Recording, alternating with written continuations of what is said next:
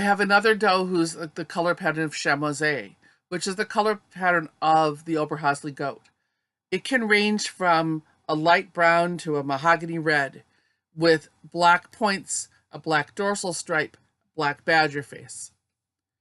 I love that color pattern. I had it commonly in my herd for a long time. I sold lots of them. Some of the old animals just aged out and died, but it's no longer as rare as it once was. Then we have white. Now, white can color everything. I had a white doe whose father was red and her mother was black, and she was white. But she threw some white babies and threw some buckskin babies.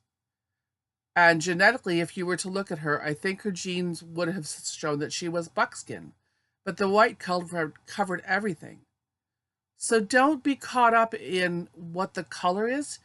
You're always going to be surprised. You're always going to be surprised as to what comes out. Now, what is a roan? You've heard me use that term several times. It's also referred to as a goody. And that's a flecking of a white color or another color on top of a deeper color. So I have a bay roan horse.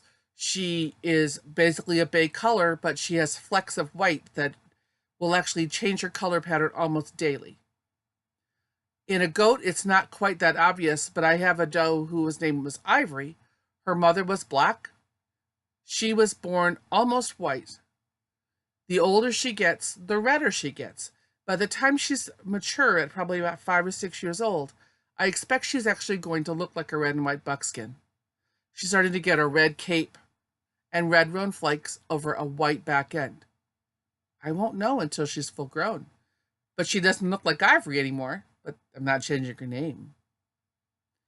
So you have to look at when you're describing the color of your animal, describe it as when you bought it, but realize that it may change over time. Sometimes an animal that's black will wind up being brown. An animal that's brown may wind up being red. All right? So you can only do the best you can in explaining the color pattern.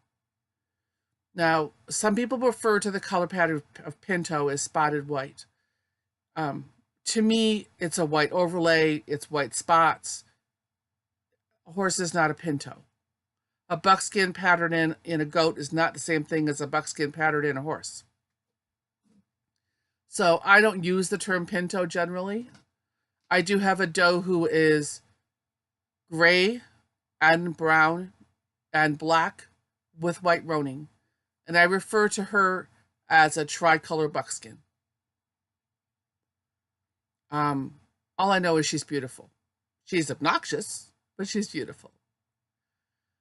Then we get into the fancier color patterns of Couleur, Coon Noir, Coon Blanc.